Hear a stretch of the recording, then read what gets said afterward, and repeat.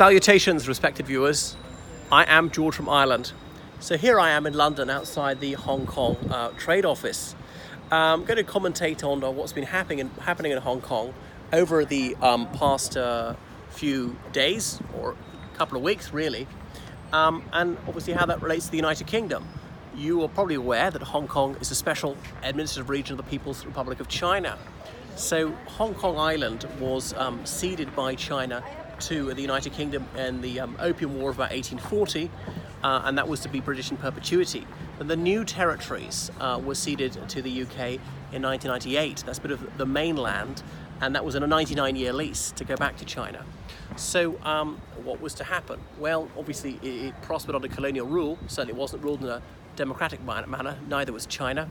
But in the early 80s, Margaret Thatcher was the Prime Minister of the United Kingdom and tried to sort out what was going to happen in this crown colony, Hong Kong. Because if the People's Republic of China decided to take it back, there was precious little the UK could do about it. The United Kingdom was not going to fight China. If the UK did fight, it's very obvious the Chinese were going to win. So what was to happen? All right, well, the new territories, they've got to go back to China. Does Hong Kong Island revert? Because that's going to be British forever.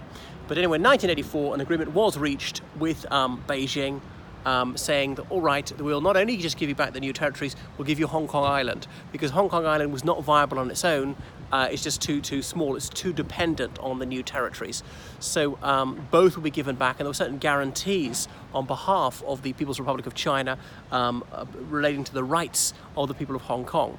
So obviously some of them, by the time of the handover in 1997, some of these people had their ancestors living there for 150 years, some of them rather less than that, and the United Kingdom ushered in democracy right at the fag end of the colonial era. And some people say, well, it doesn't sit right that the Britishers should be banging on about democracy in Hong Kong when obviously the British authorities did not govern Hong Kong in a democratic fashion until the 11th hour.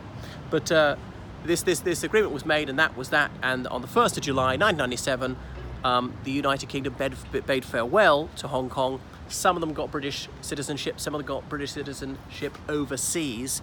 The overseas status is crucial, doesn't confer the automatic right to live in the United Kingdom.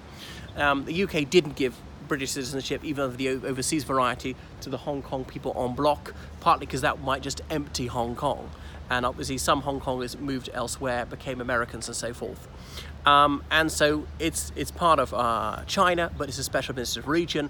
There is a much greater degree of freedom of expression in Hong Kong than you find anywhere else.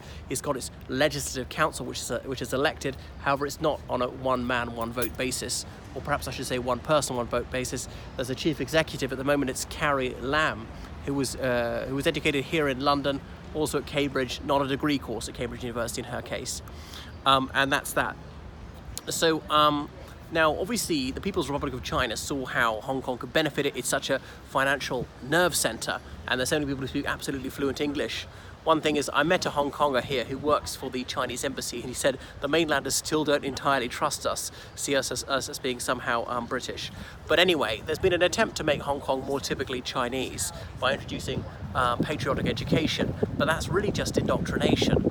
It's been distasteful. Now, the UK does the same thing, not as pernicious, these British values, some of which I agree with, but obviously the so-called British values about democracy and tolerance and human rights and so forth, they're not originally British, they're certainly not exclusively British, and the UK hasn't always lived up to them, and they're a bit controversial. You might disagree with democracy, and obviously you have the right to say that, and we shouldn't be trying to make young people believe things. I think we should present them with a range of views and allow them to make their own minds up, instead of trying to din it into them that you shall believe this. But obviously the patriotic education in Hong Kong is very much thou shalt. Now, the UK even got that territory, most people would say through immoral means, the Opium War. The Chinese government did not want its people getting addicted to hard drugs, so banned them.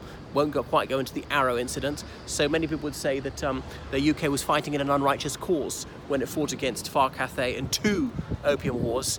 The French and the Americans often like to overlook the fact that France was the United Kingdom's ally in one of those wars and the Americans in another, which is why the French, the Americans, or many other Western powers had ports on the coast of China in that 19th century era of the unequal treaties, where the Occidentals gained something and the Chinese got nothing, in fact had to give away their territory. Remember, around about 1900, China didn't even control the whole of its own capital because of the international settlement.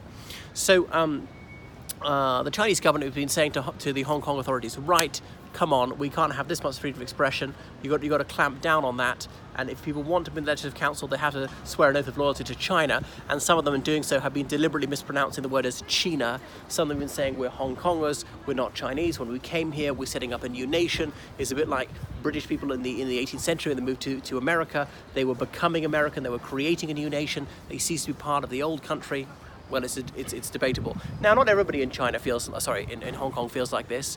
Some of them, I suppose, would like to be more like the rest of China. And obviously, if you know what's good for you, if you want real advancement, then being a toady is helpful. Now, that's true in any society. Conformity and sycophancy, these are a tremendous boost to any career. So there's this new extradition law because the people whom the Chinese authorities, the mainland Chinese authorities, want to put on trial, they couldn't get that easily from Hong Kong. Now, the Chinese authorities have been kidnapping those who've gone abroad to say things that the government finds disobliging, but it would be a bit more efficient if the Hong Kong authorities would just send these people to mainland China. So remember, in the People's Republic of China, challenging state power is a crime. Saying anything that the government finds uncongenial as a state crime. Mao Zedong, Zhu Xi, is on all the banknotes, and obviously people realize that he caused this great leap forward, as in this famine, which killed millions of people and was savagely oppressive. But you dare not criticize him. And yes, there were a few good things under him. All right, he did bring in gender equality. So they can't frankly talk about these things, or the Tiananmen Square massacre. I remember, obviously, June 1989, that massacre in Beijing, when there were all these people protesting for democracy. Some undergraduates took over the square for a month, set up a statue, the goddess of democracy. It's the same time that change was sweeping Eastern Europe and bringing down communist governments. But obviously, in mainland China, and I've been there, on the internet you won't find a word about that. Tiananmen Square, you just find images of the square. On the 10th anniversary of the slaughter, the square was closed, supposedly for repair works, which was a very surprising coincidence. So there were huge-scale protests in Hong Kong, which is part of China, and hundreds of thousands of people were on the street. And the city of Hong Kong doesn't have a huge population, something like 6 million. So it told you that a considerable proportion of the population were there to try and stop this extradition bill. And Carrie Lam was forced to say she was going to suspend it, and now she's dropped it. I think when the time is meet, she'll obviously bring it back. But they don't want complete chaos in Hong Kong. The Chinese authorities don't want to kill the goose that laid the golden egg. And if there were less freedom of expression, then the investment and climate wouldn't be so good. If people just felt unhappy, if the brainiest, wealthiest people leave, that's not going to be good. And they obviously want some wealthy foreign bankers there and so on. So this is a temporary victory. I remember in 2014 there was that umbrella movement, that campaign for democracy, which didn't work in the end. Now, so far nobody's been killed. Some of the protesters have gone a bit too far, broken into the Legislative Council building and trashed the place. Some people say that the Hong Kong police deliberately stood aside. They wanted that to happen because that would discredit the demonstrators, and a tiny minority of protesters ended up being vandals. But they will use this to try and besmirch the reputation of the whole thing. Instead of talking about the substance of the issue, should people have freedom of expression? Should people be sent to jail for years and years for telling the truth? They'll say, oh, but you smashed a window or you broke a chair or something, which obviously is bad, but really not as bad as depriving people of all liberty. So there we are. And remember, these guarantees, they only run until the years 2047.